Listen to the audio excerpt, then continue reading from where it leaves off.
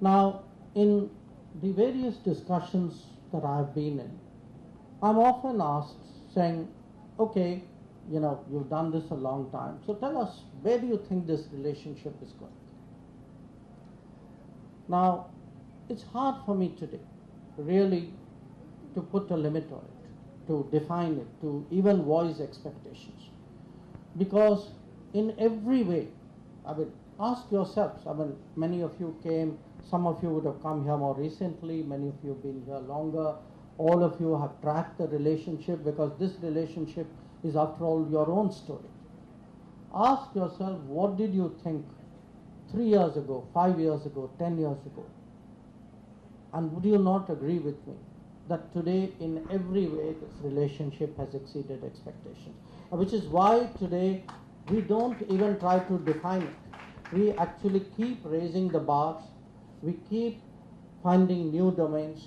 We keep, the more we do with each other, the more we find we are able to explore together, to achieve together.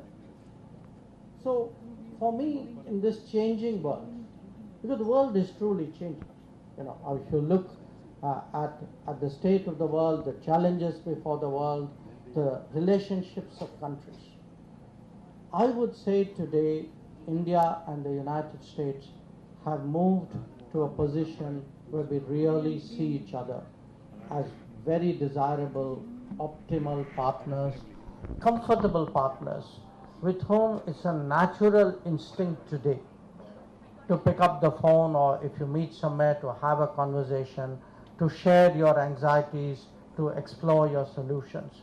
So the chemistry and the comfort today of the relationship, this today gives me enormous hope about where the prospects are. A concrete aspect of that is actually the world itself. But this is a world of greater technology. That everything we do, from the phone you use, I see it in everybody's hand, to the cars in which you drove in, to any transaction that you do. In every way today, technology has penetrated deep into our lives. Now, because technology has penetrated so deep, this is not just a question anymore of business. It's a question of security. It is a question of privacy. It is actually our, what we have put out there about ourselves is sometimes more than we know. So it is today not just a question of, which partner are you best off working, who gives you the best terms. It is very much today, who are your trusted partners. In my business, foreign policy, if there's one big change, it is the frequency of the word trust. That people look at other countries, at other leaders, at other situations, and ask themselves, can I trust this country or this leadership or this counterpart? And today, so beyond chemistry, beyond comfort, to me it is the trust quotient of this relationship which has really made it very unique. Now, there are a lot of other things we have going for us.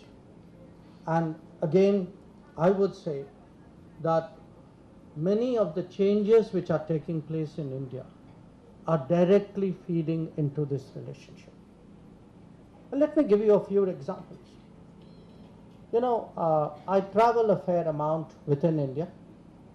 I make it a point wherever I go to visit a university, a college, a young people's gathering, because the enthusiasm, the energy that you get there is something really out of this world. And it's very different from the days, certainly when I studied, I suspect even from the days when many of you studied. The students, they ask you to meet the bright students. These are not necessarily, in the old days, it would be the gold medalist, the person who got the best grades.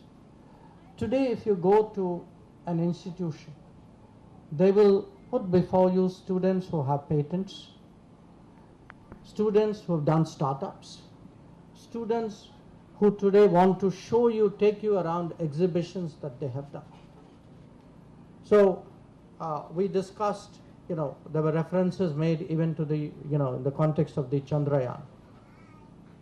I had the privilege when Prime Minister, we were abroad, when the landing took place, we were at a meeting in South Africa. Obviously, we took time off from the meeting. You all saw, Prime Minister was following the landing and was talking to the ISRO, because these are tense moments, However confident anybody is about a mission, that period, you want to have somebody around you who would give you reassurance. And believe me, nobody can do reassurance better than Mr. Modi. Okay, he's today reassuring the entire country, in many ways the whole world. So he was actually plugged in from South Africa, and he was talking to the ISRO. This was unfolding, and then when it all went well, as you know, and then he decided that instead of flying back to Delhi, he would actually land directly in Bengaluru and go straight to the ISRO headquarters. Now, fortunately, since I was traveling with him, I too had a chance to tag along. And I want to say this, I have myself been a member of the Space Commission. When I was Foreign Secretary, I've been interested in space and nuclear for a long part of my career. When you sat there and there was this room of about 1,000 people, at one level they looked the most normal people you could think of. Yet you could feel they were the most special people. And the kind of confidence that they exuded, because I could actually, sitting among them, actually ask them, saying, so how tense were you guys? Did you see, were you worried? What were the possibilities of something not going the way you thought? And I must tell you, it was, their confidence, their conviction about the mission was simply amazing. Now, because it stuck so deeply in my mind, a few weeks later, I went to Kerala. Now, in Kerala, they have an institute which trains people for space. Okay, it's called the ISST. I think it's International Space, Indian Space Applications and Technology Institute, something anyway. So I went to that institute, and these were BTech, MTech, PhD students. These were people who are the feedstock of our space program. And when you see today what these young people in their graduate and postgraduate degree processes, what they are capable of, what they have done, the kind of things which they have themselves invented, which feed, by the way, a lot of it feeds directly into the space program. So I mention this to you because, yes, it's a great achievement. No question. Yes, we've joined the special club. But today, in many ways, the new India is an India of Chandrayaan, it's an India of COVID, it's an India of 5G. This is really what we are capable of, and it is this India today which the United States also sees. It is this India with which the United States actually has an appetite for working much more closely.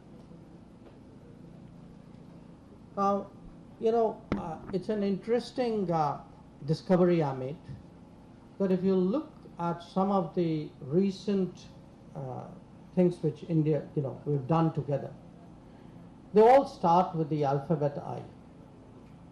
So we just spoke about this Middle Eastern corridor. It's called IMEC, India Middle East Economic Corridor. There was an earlier initiative called I2U2. This is India, Israel, United States, UN. All of you are familiar today with the term Indo-Pacific. Even when it comes to technology, we speak about ISET. Okay. So clearly, the alphabet I think is very good for the United States. Somewhere, folks, people have figured this one out. Go for the alphabet I, then pick a word. Hopefully, there's a country there. There are good people out there. Those are the guys you need to work with. So, what I want to say again is that this relationship today, I started at a time in the early 80s when you actually had to explain where you're from, what you're about. It's good to see members of Congress here. Those were tough days, they didn't even let you into the rooms in the Congress.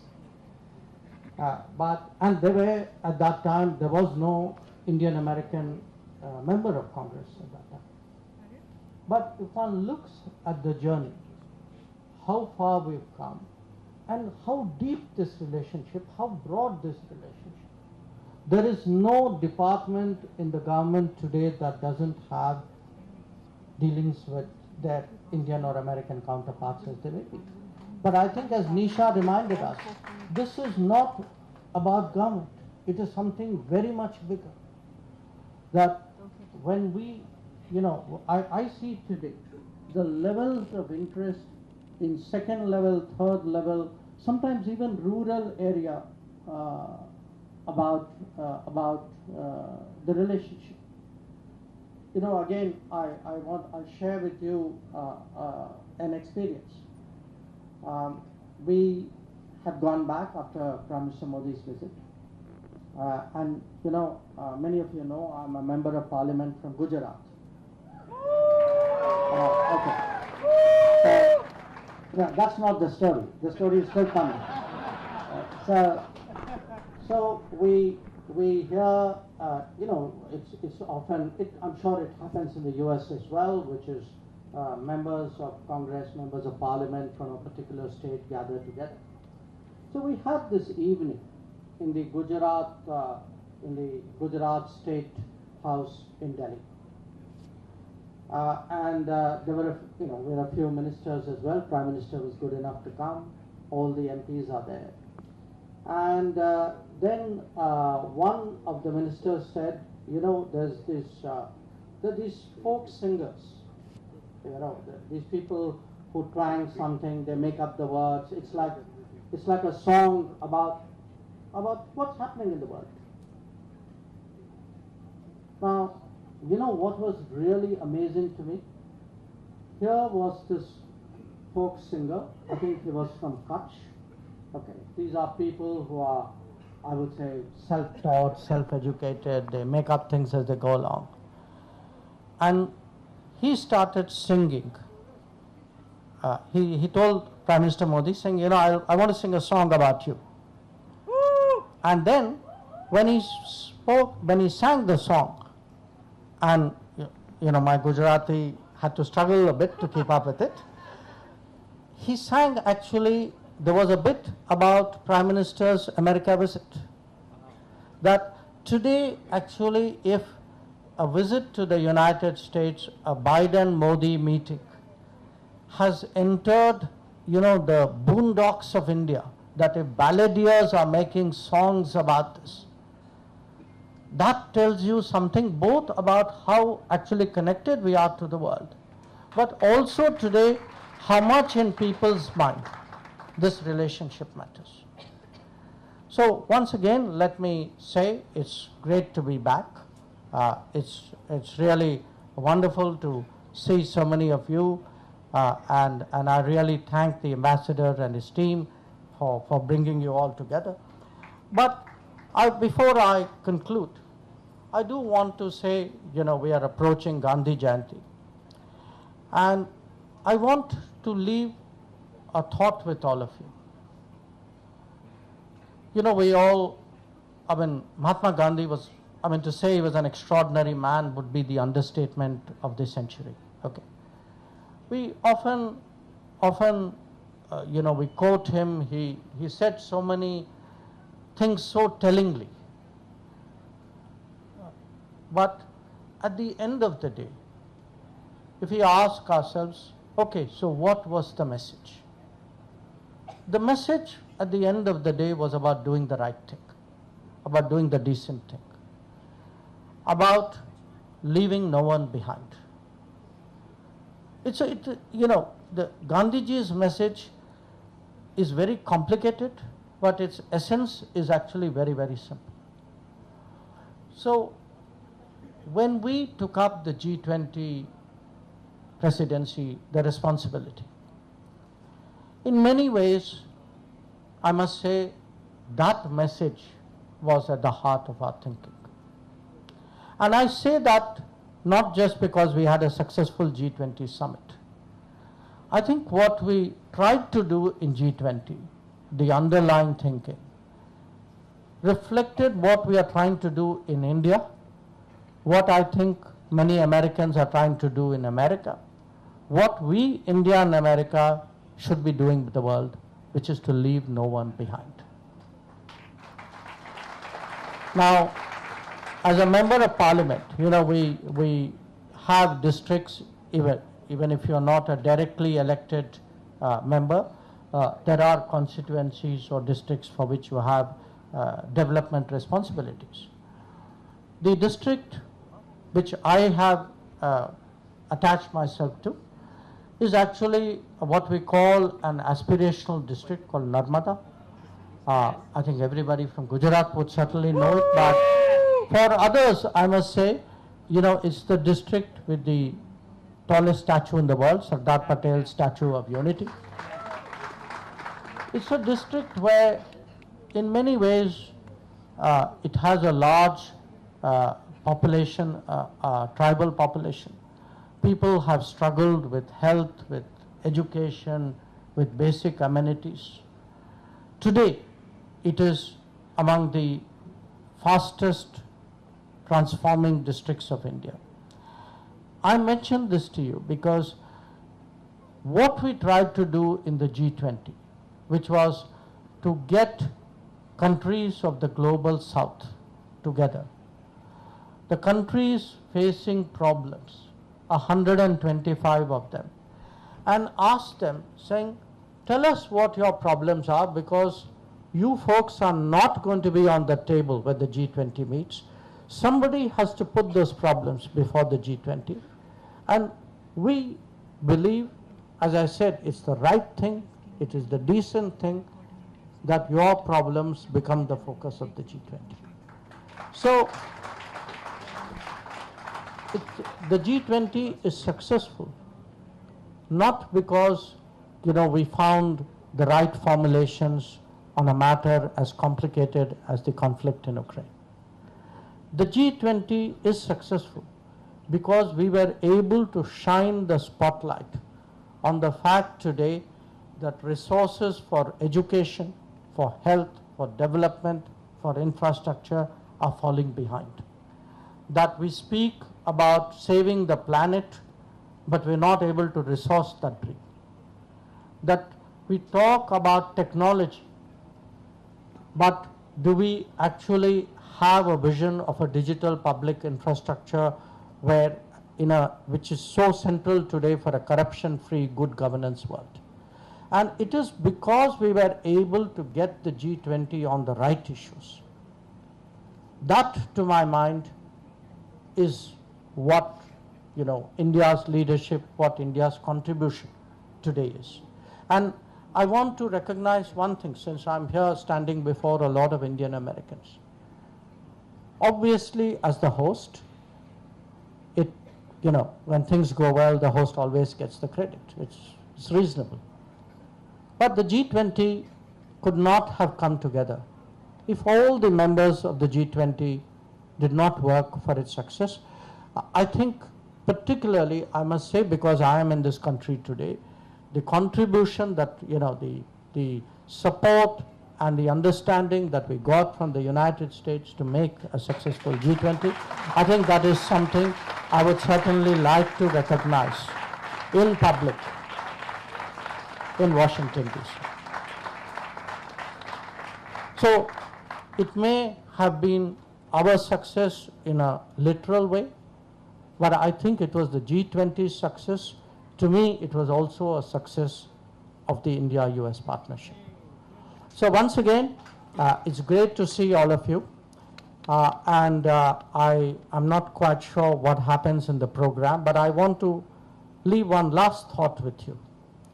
When I was coming here, these excellent gentlemen of my security detail asked me, saying, so what would it be like when you go to India House? I told them that you'll meet the most disciplined Indian Americans, people who will not rush you, people who will not crowd you, people who will come, people who will come, in groups, stand here. It would be my privilege to get the photograph taken. So I told them, this is an easy evening today, no problems, guys. Now, I hope you don't prove me wrong. Okay. So once again, really, thank you from the bottom of my heart. It's great to see all of you. And all I can say, please keep giving this partnership the support it needs, the support it deserves, the support it expects. And I can promise you that this relationship, like the Chandrayaan, will go to the moon, maybe even beyond. Okay? Thank you.